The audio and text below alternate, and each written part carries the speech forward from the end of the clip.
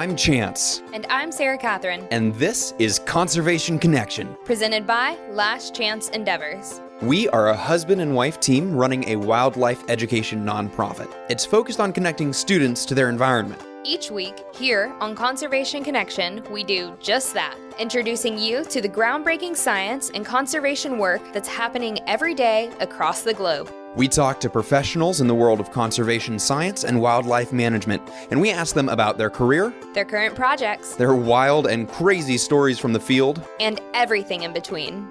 This episode is a collaboration with EarthX here in Dallas, Texas. EarthX is the largest Earth Day celebration in the world, and it brings in speakers from every corner of the environmental arena. Listen in to hear the stories of today's environmental titans, covering everything from environmental law, ocean health, renewable energy, clean transportation, and so much more. Let's get to the show. Alrighty guys, today we are talking with Glenn Prickett. He is the co-founder and principal of Rock Creek Strategies, LLC, and he's also had a long history with the Nature Conservancy. Welcome to the show. Thank you. It's great to be here. It's great to have you. So I want to start this off with, Glenn, if you could give me like 2 sentences that describe what you're doing and what Rock Creek Strategies does to help protect the planet. I'll give you 1 sentence. All right. We help companies, investors, and organizations incorporate the value of nature in economic development. So what all... Now give us a broader scope of it. We'll zoom out a little. Tell us what that means. What does that mean? Yeah. Right. So nature, of course, is priceless, right? Like we couldn't survive without it. And yet the value that nature provides, clean air, clean water, protection against extreme weather and floods, doesn't show up in our economic accounts anywhere. It's what economists call an externality. So we depend on it, but we don't pay for it. And therefore we misuse it. And so a lot of the reason the environment's in bad shape in many places is that companies, households don't value it economically. So scientists and economists for quite a while now have been saying, hey, wait a minute, nature has value. We should account for the value of nature. We talk about it as natural capital, but it's been kind of an academic concept. So what I've really been focused on at the Nature Conservancy and now in this new business, Rock Creek Strategies, is helping a company or an investor figure out how do you take that abstract value and make it concrete. So here's an example. At the Nature Conservancy, we worked with Dow Chemical, one of the biggest chemical manufacturers in the world, to figure out what is the value of nature to their manufacturing operations. And so starting with a big project in Texas and their largest manufacturing facility on the Gulf Coast, we tried to look at what value does nature provide to their business on a day-to-day basis. It provides water. This is an area where there's a lot of drought on the Texas Gulf Coast. So are there things they can do to restore the watershed around their operations to keep more water flowing so they don't have to build more expensive storage reservoirs? We looked at coastal floods, which are more and more intense because of climate change, and there's a lot of damage to their operations from flooding. Could we restore coastal wetlands and oyster reefs to provide protection against storm damage so they wouldn't have to raise the levees and spend more on hard infrastructure? And we looked at air quality. That's the larger Houston area is what EPA calls a non-attainment zone for ozone pollution. And ozone is formed by nitrogen oxides and carbon oxides that mix in the atmosphere. So Dow emits a lot of pollution.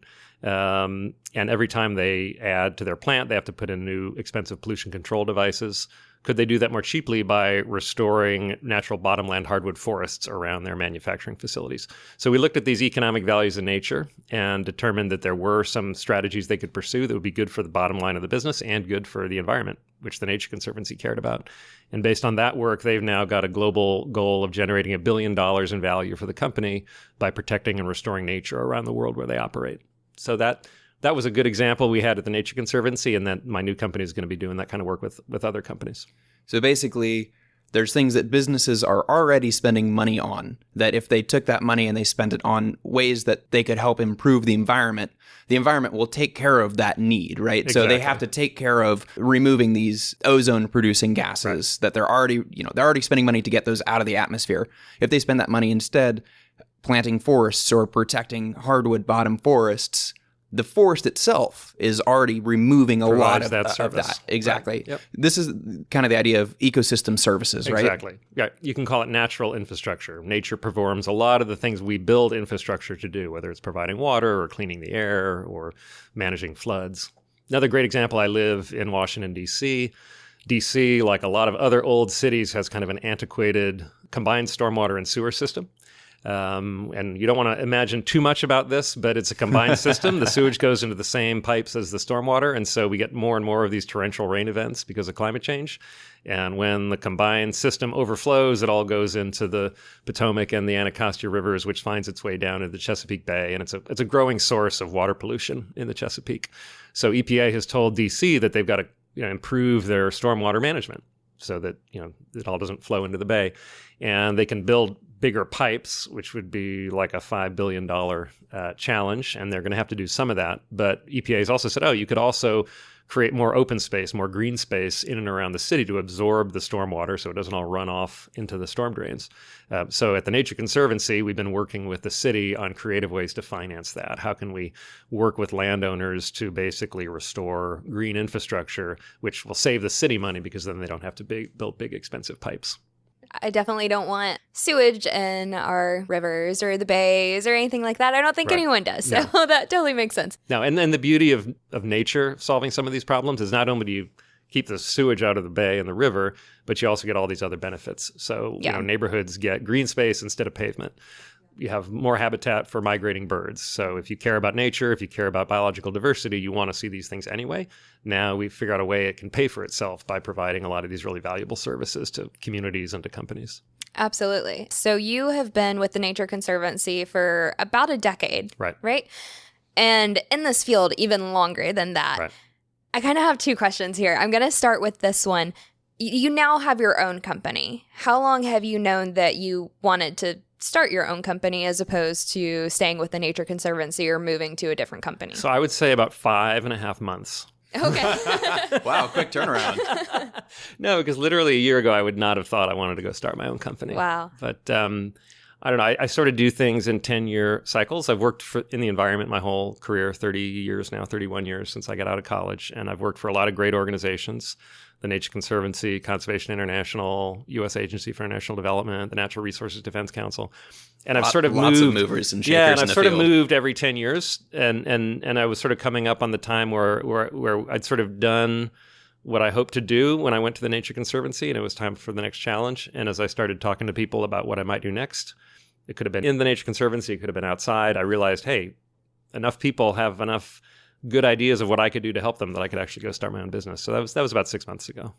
Wow. And here I am. And here I got to you thank That's TNC. awesome. TNC was hugely supportive of me as I sort of went off to do this, and we're going to continue. I'm going to be continuing to work with TNC along with other clients. That's great. It's really awesome that this idea came through your work with the Nature Conservancy, but they're also supportive of you saying, like, hey, let me take care of this and I will be a partner with you guys. You do what you're doing and I'll be able to grow this beyond what we have already done so far. That's a really cool partnership to have. Because ultimately what we all care about is the mission. We're all trying to, protect the earth and help people thrive. And that's kind of what I'm motivated by. And this is just the best way for me to do that right now. Yeah. Absolutely. And then my second kind of question of that is I'm always really interested to see how you got into this field. Like for some people, it was like, I was in elementary school and I read this book. And for some people, it's like, I was studying this. And it just kind of dawned on me that this is what I wanted to do. Yeah. So I've been in love with nature and the outdoors since I was a little kid.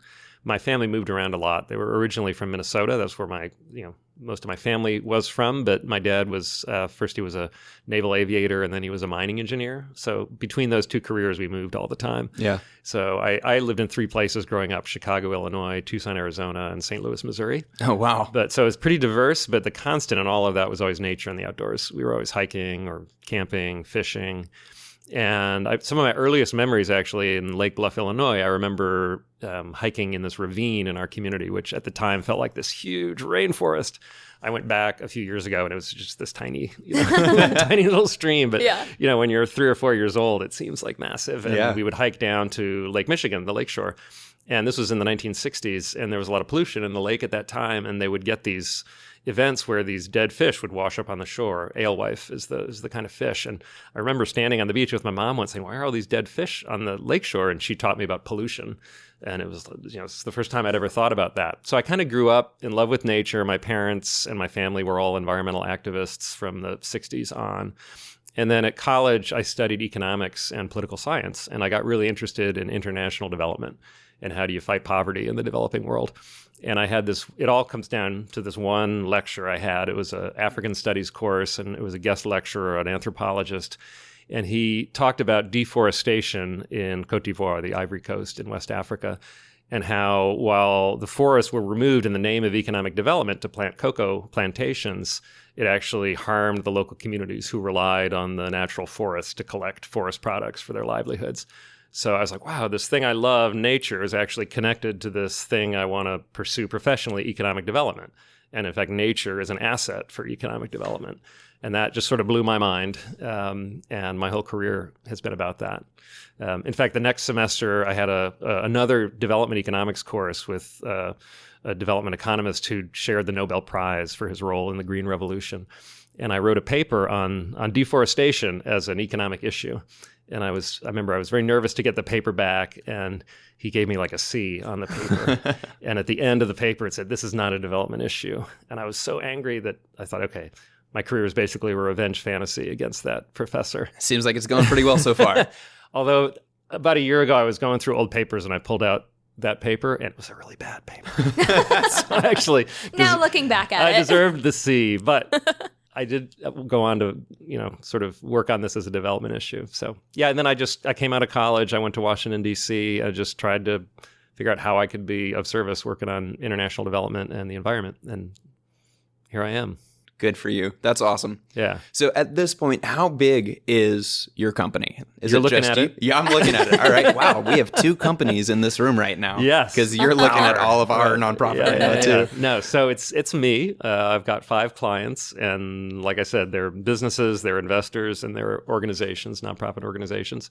And I'm going to be happy serving them, and I want to grow a little bit. I don't want it to become too big. I'll likely hire a few people, but I want to be nimble and just be able to work with important organizations doing important things. Yeah, I think we all want that. I like that. Yeah. I mean, I love TNC. I love the groups I've worked for.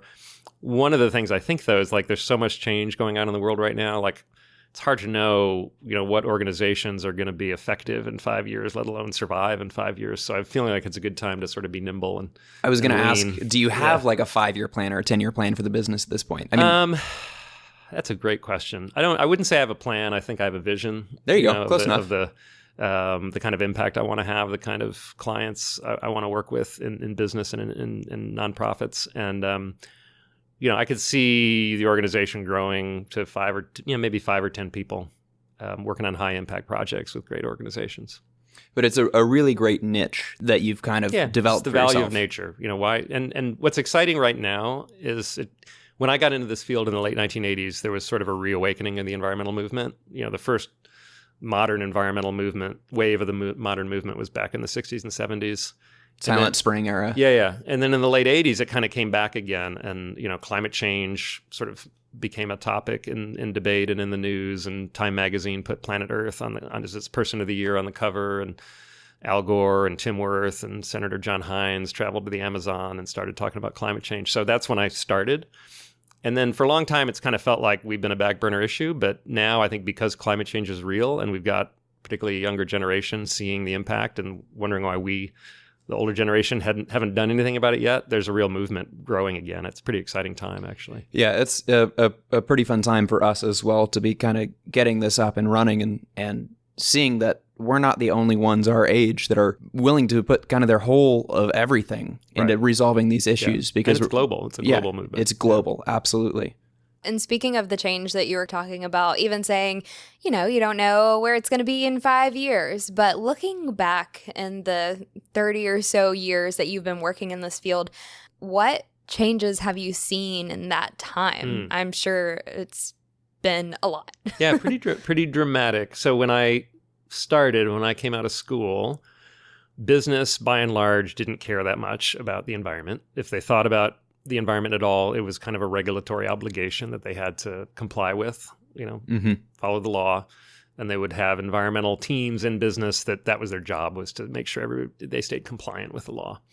Fast forward to today, some of the biggest Fortune 500 companies see the environment as a really strategic issue for their bottom line in the future. So, whether it's Walmart or Procter & Gamble or General Mills, Unilever, these are all companies that are sort of at the forefront of trying to figure out, like, how do we serve customers who more and more are going to care about sustainability of the environment? So that's one big positive change I've seen, is just sort of the awakening of the business community to the importance of the environment. That's definitely a theme that we've heard kind of over and over from people, especially here at EarthX, is that we're in a time where it's no longer a personal issue or a hobby to care about the environment. It's an economic driver. You know, it's a huge economic opportunity to make sure that what a business needs to do is sustainable, is something that's going to keep working for them into the future. Yeah. So one of the companies I work with is General Mills, and, you know, they provide food to people around the world. And so they rely on agricultural supply chains.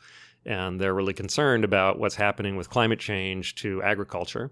And so one of their strategies is to try to encourage growers in their supply chain, farmers who grow wheat or oats or raise dairy, to invest more in the health of their soils, so that if the soils are healthier, they're more resilient against extreme weather. They hold water better in droughts, they drain better in floods. And so they're looking at that ecological service, the health of soils, and how can they help their growers manage their soils better for sustainability. So that's a dollars and cents issue for General Mills, because they're concerned about disruptions in their supply chain from flooding or droughts. We were here today with the Future 500 conference at EarthX, and we just heard a panel with someone from the policy shop at ExxonMobil and a woman who recently retired as the head of sustainability at Nike, both saying, from different perspectives, but both saying climate change is real. People are contributing to climate change. We need policies around the world to reduce greenhouse gas emissions. They came at it from really different perspectives, but they shared that belief that the future of their business depends on addressing climate change. So I'd say that's the biggest positive change. Unfortunately, the biggest negative change I've seen is in the U.S. government. And that is not at all a partisan statement, because prior to the 1990s, or prior to the year 2000, we had Republican and Democratic administrations and Republican and Democratic majorities in the House and Senate who wanted to do something about the environment, who saw it as an important issue. When I came to Washington, D.C. after college to work on the environment, we worked as much with Republicans as Democrats on the issue of climate change. In fact, there was an article in the paper just the other day about Representative Claudine Schneider, who was sort of the AOC of her day, but she was a Republican from Rhode Island. And she introduced one of the first pieces of climate legislation in the House of Representatives back in 1989.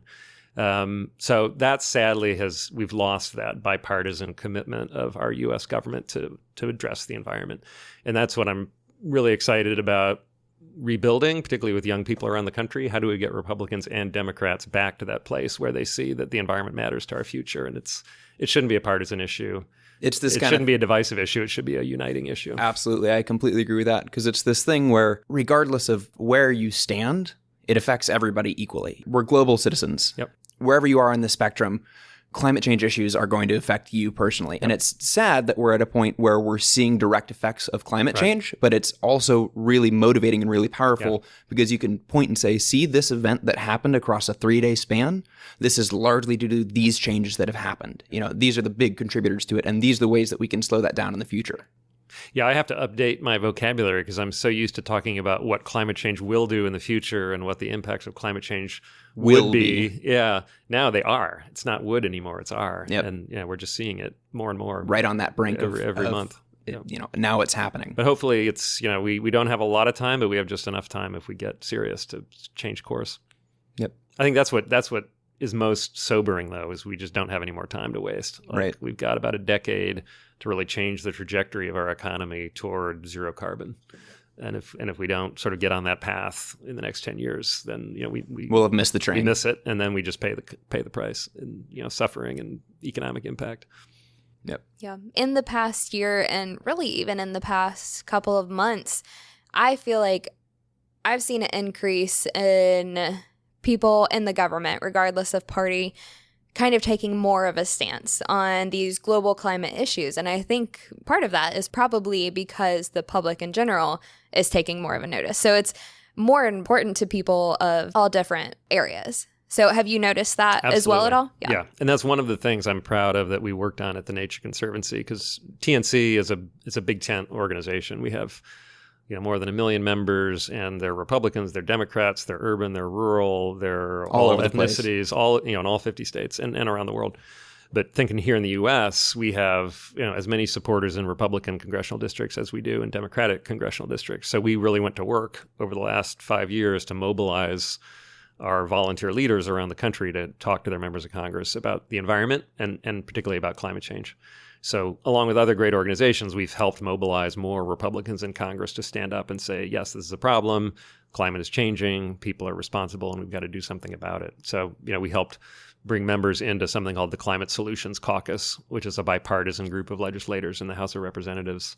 And it's like a Noah's Ark caucus for every Democrat who joins, because it's relatively easy to get Democrats to join a climate caucus. But every Democrat who joins has to bring a Republican along. That's so I cool. think they're up to like 70 or so members now, They came which doesn't two by sound two. like a lot, but having 35 or more Republicans in the House of Representatives say climate's a problem, we got to do something about it, that's significant. And, Awesome. That's a really cool idea. yeah, I don't think we're going to get major climate legislation in this Congress with this administration, but if we have a different kind of administration and after 2020, then we were trying to basically build up bipartisan support for some real climate action. Takes a little bit all the time. Yeah. Yep. Yeah. And boy, anybody who cares about this issue, the most important thing to do right now is get involved politically in your congressional district, in your state assembly, and absolutely in the presidential campaign. Just find a candidate who believes what you believe and go support her or him. Yep. And it's not just that one big presidential vote. No. It's every level. voting at Yeah. every level from, your local city or town government all the way up through the president. Yep. We definitely need to see an increase in representation of people who care about the environment and are willing Yeah. to take a stand. Because we have to change course so quickly, we absolutely need business out front, and that's where I've been doing a lot of work with companies, and there's a lot people can do in their day-to-day lives with the vehicles they buy and what they buy and how they manage their day-to-day life. But at the end of the day, we need laws and policies to make things change at a big scale, and that requires different elected officials or elected officials who think differently about the issues, and that's just comes from people getting involved in campaigns. So I want to take a little bit of a step back because I think we just have this really awesome golden nugget of the idea of having businesses spend money they were already going to spend on taking care of the environment. Nature instead of other approaches. Exactly. So if somebody who's listening right now wanted to learn more about this field of ecosystem services or ways that businesses are doing that, do you have any resources that we could direct them to, places they could learn a little bit more about it, or maybe learn more about what your business is doing? Yeah. So to learn more about what my business is doing, you can go to rockcreekstrat.com, short for rockcreekstrategies.com. That's my website. And I'm brand new, so you'll see a little bit up there. And then I would also direct you to the Nature Conservancy, where I worked until recently and still a very loyal alum of the Nature Conservancy, so tnc.org. And TNC is doing a lot of great work with companies and investors to work on this natural capital, natural infrastructure approach. There's a great partnership that TNC, World Wildlife Fund, have done with Stanford University and the University of Minnesota called the Natural Capital Project. And it's an academic center that's trying to really bring better methods to how do you value nature and how do you get big institutions to take that value-based approach. So I don't know their website off the top of my head, but if you Google Natural Capital Project, you can learn a lot more there. We'll find it and we'll put it in the show notes. So if you're listening, check out the show notes and we'll make sure that we've got a link to all of that stuff. Yeah, that's where I'd start. And then each of those sites will take you on a bunch of other, wild rides into other resources. That brings up a really interesting point of how do you take a look at a forest and say, oh, this forest brings in this dollar amount of economic value by doing these services? What are some of the methods you use to sort of really figure out the numbers? Yeah. So the first step is to start to think about, okay, what services is that forest providing? So let's think about it. Okay, depending on where you are, it could be providing water to a city downstream, because if you lost the forest, suddenly you'd have all this runoff, silt. You'd have too much water in rainy times and not enough water in dry times. So a forest acts like a sponge to kind of hold the water and release it on a sustainable, clean basis down to the city. So you can try to measure, okay, what's the value of the water that the city uses? And what water do they get on a regular, clean basis by having that forest there? And if the forest weren't there, they might have to build a filtration plant to clean the water. Oh, they might have to build a storage reservoir because it would be seasonal flooding and dry periods. So you can calculate the avoided cost of not having to build that storage reservoir or not having to build that water treatment plant, and that essentially becomes the value of that forested watershed to that city for that particular service of providing water. So that's one way. And at the Nature Conservancy, we developed a program called Water Funds, where we worked in cities across Latin America to help them do exactly that. Work with a city or a hydroelectric plant that needed a reservoir of water, or a bottling plant. Coca-Cola, for example, is a major partner of the Nature Conservancies because they need a lot of water for their bottling plants. Right. Calculate what's the value of conserving that forest for the water. That's just one example. Another example, I mentioned DC, stormwater. Right. They might have to build, I think it's $8 billion worth of bigger storm drains, or they could do a cheaper program of encouraging landowners around the city to create more green open space. So you basically sort of calculate the difference between the green approach to providing the service and the built infrastructure approach. Cool. Like we said many times in the show, you've been in this field for 30 years or more. What do you do in your daily life to kind of help the planet? Sure. Well, so I love speaking to young people, so I try to do that a lot. And the first thing I tell everybody, young and old, is first of all, just get out in nature. That's really the most important thing, is just to remind ourselves on a daily basis of like how magical it is and how important it is to all of us for our health and our sanity. So number one, I try to spend as much time outdoors as I can and encourage everybody else to do that. I just bought a Chevy Bolt, B like boy, right. Bolt. It's an all-electric vehicle. It's awesome. It's the best car I've ever had, hands down. It's the most fun to drive. It's like a souped-up golf cart. It's like super fast. Awesome. Super easy to drive. It's quiet and you feel virtuous. So I call it my therapy car. It's like that's awesome. I wish everybody could have an electric vehicle, and one day hopefully we all will have electric vehicles. I just actually stepped down as the scoutmaster of my kids' Boy Scout troop, which was awesome. So I try to, as I said, work with young people and get them outdoors a lot and teach outdoor skills, and try to get kids out from in front of their screens, which is challenging. Yep. I mean, you gotta see it. It's got to be a part of your daily life in order for you to care about it. You got to see it to save it. You got to see it to care about it. Yeah. And I think my next challenge is getting PV on my roof. I don't have that yet. I'm still buying electricity off the grid, and where I live, there's a lot of coal in our power supply. So that's sort of the next challenge my wife and I have set for ourselves, is figure out how to be 100% clean energy with solar panels on our roof. Awesome. That's so great. Very cool. Well, thank you so much for being on the show and making time for us. Yeah, thanks for what you're doing. Thanks for listening to this episode of Conservation Connection. If you enjoyed our podcast, go ahead and subscribe to make sure you catch every episode that we post. We would love to hear from you. So if you want to reach out, go to our website, lastchanceendeavors.com/contact, and shoot us an email. We love questions from our listeners, so if you heard something that you want to know more about, be sure to let us know. We'll post bonus content that addresses your questions and gives you a little more information. A big thanks to EarthX for hosting us, and a big thanks to you for listening. Don't forget to tune in next week.